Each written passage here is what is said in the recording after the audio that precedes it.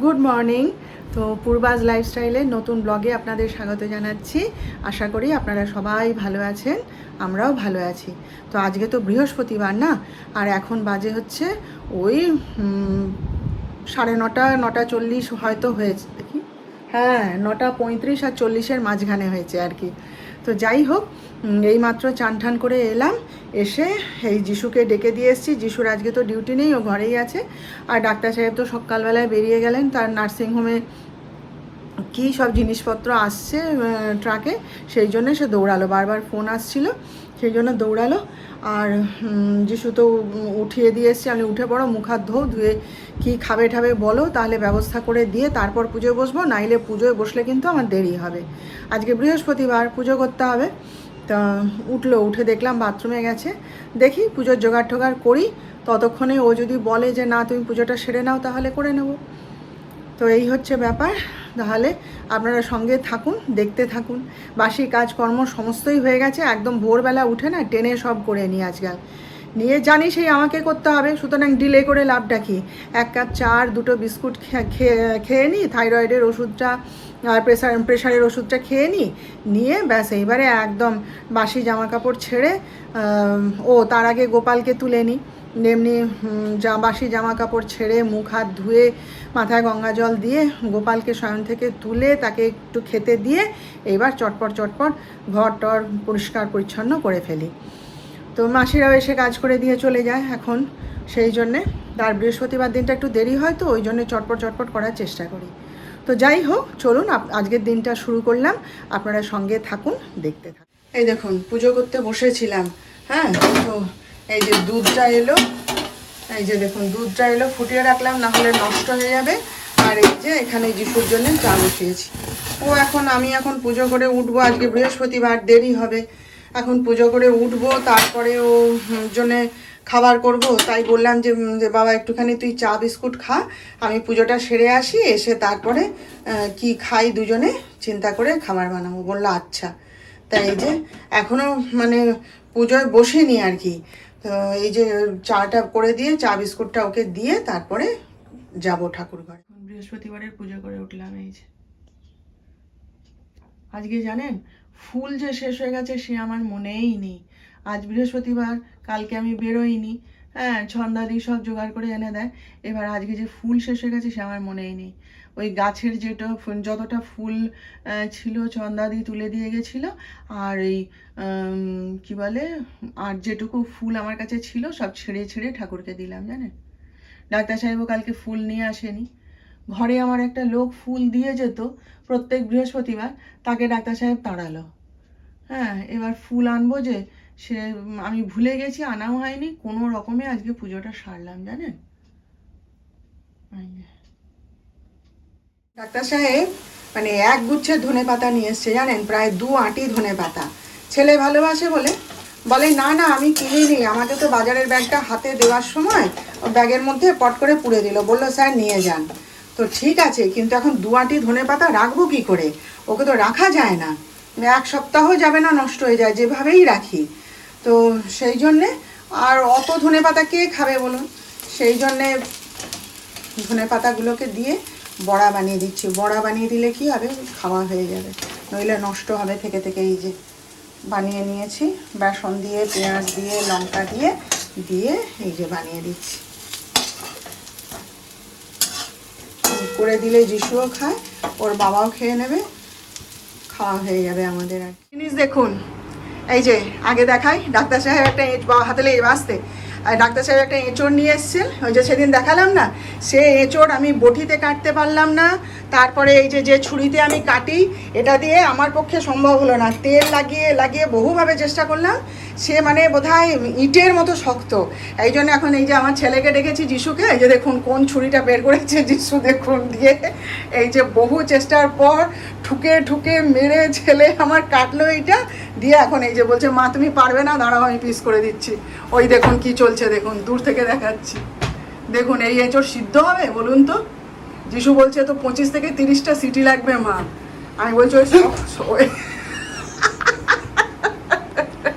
দেখুন কিভাবে এঁচড় কাটা চলছে আমার ঘরে, দেখুন কি চলছে দেখুন।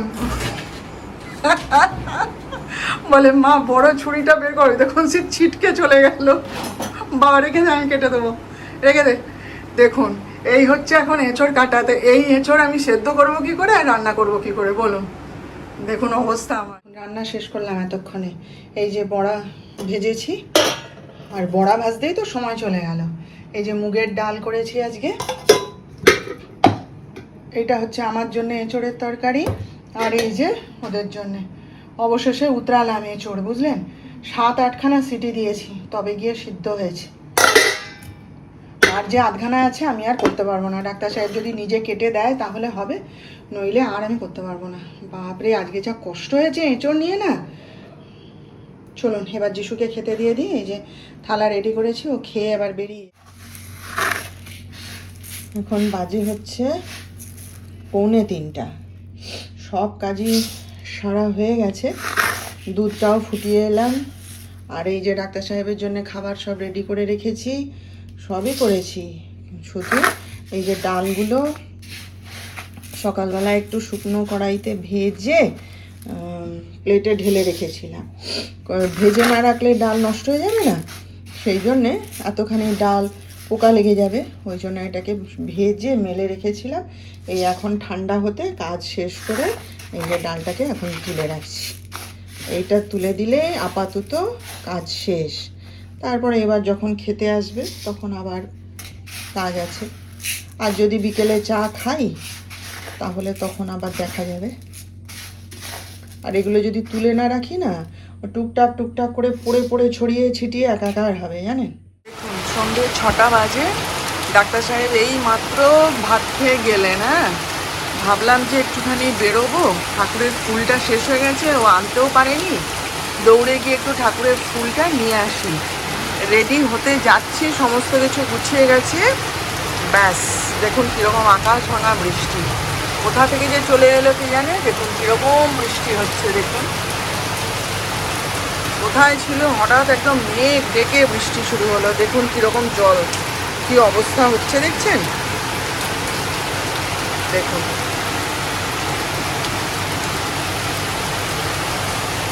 দেখুন কি অবস্থা। এই যে দেখুন আমাদের সন্ধ্যার জলখাবারে আজকে মুড়ি মাখা হবে, সেই তার ব্যবস্থা করা হচ্ছে, যিশু করছে আর কি। এইসব পেঁয়াজ শসা লঙ্কা সব কুচালো, লেবু কেটেছে, দিয়ে এবার মুড়ি মাখা হবে, তারপর আমি চা করব আর কি। ইভিনিং তো এই যে আমার জন্য চা বসিয়েছি একটুখানি, আমি একাই খাবো, কারণ হচ্ছে যিশু তো মুড়ি মাখা খেলো, লেবু টেবু দিয়ে খেয়েছে, ওই জন্য ওকে আর চা দেবো না, যদি খেতেও চায় তাহলে লিকার চা করে দেবো। তো এই ডাক্তার সাহেব তো তাড়াতাড়ি করে খেয়ে বেরিয়ে গেলেন, আর বৃষ্টিটা তো সব মেসাকার করে দিল। একটুখানি ঠাকুরের ফুল নেই জানেন, যদি আজকেও আনতে ভুলে যায়, অন্যান্য দিন খেতে আসার সময় নিয়ে আসে, আজকে আর সময় পাইনি বোধহয়, ওই জন্য সে তো একদম জামার হাতা গুটিয়ে কোনো রকমে খেয়ে নিয়ে বেরিয়ে চলে গেল। তো সে যদি না আনে তাহলে কালকে সকালে সব কাজ ছেড়ে আমাকে গিয়ে নিয়ে আসতে হবে আগে, ঠাকুরের ফুল ছাড়া কি আর পুজো হয় বলুন। এবার একদিক থেকে ভালোই হয়েছে বৃষ্টিটা পড়ে, এখন বাইরে না বেরোনোই ভালো, ভোটের গণনা টণনা সবে শেষ হয়েছে, তো এখন বাইরে বেরোতে সবাই বারণও করছে, সেই জন্য এখন চারিদিকে সব বিজয় মিছিল হচ্ছে, হই হুল্লোড় হচ্ছে, বাজনা বাজছে, আবির খেলা হচ্ছে, ওসবের মধ্যে না বেরোনোই ভালো। সেই জন্যই হয়তো ঠাকুরের ইচ্ছায় আটকে গেলাম আজকে, কাল সকালবেলায় দেখি দিনের আলোয় যদি ও না আনে তাহলে গিয়ে ফুল নিয়ে আসতে হবে, এছাড়া কোনো উপায় নেই। তো যাই হোক, আমি এই চাই খাবো, শুধু একটু চা খাবো একটু বিস্কুট দিয়ে, ব্যাস। এমন সব বাজনা বাজছে জানেন, যে আমার ঘরের দরজা জানলাগুলো সব বন্ধ, তো সব কাঁপছে দড়াম দড়াম করে, এমন বাজনা বাজানোর চোট, কোথায় বাজছে কে জানে, কাছে পিঠেই নিশ্চয়ই বাজছে, না হলে কি আর এত জোরে দরজা জানলা কাঁপে বুঝুন। তো রাত 10:30 বাজে, এই যে আমার খাবার রেডি করে নিয়েছি, আর যিশুর খাবার যিশুকে দিয়ে এসেছি, রুটি আর ডিম ভাজা, সে আর কিচ্ছু খাবে না। আর ডাক্তার সাহেবের জন্য এই যে এখানে রুটি করে রেখেছি, আর এই যে ওবেলার এঁচড়ের তরকারি আছে, এই দিয়েই ও খেয়ে নেবে। বর্তমানে সে ঘুমাচ্ছে, জানি না কখন উঠবে, হ্যাঁ উঠে খাবে, এখানে খাবার সাজিয়ে রেখে দেবো আর খেয়ে নেবে। চলুন তাহলে আজকের মতন আপনাদের কাছ থেকে এখান থেকেই বিদায় নিলাম, কালকে আবার আমরা দেখা করব নেক্সট ব্লগে। আপনারা সবাই ততক্ষণ ভালো থাকবেন।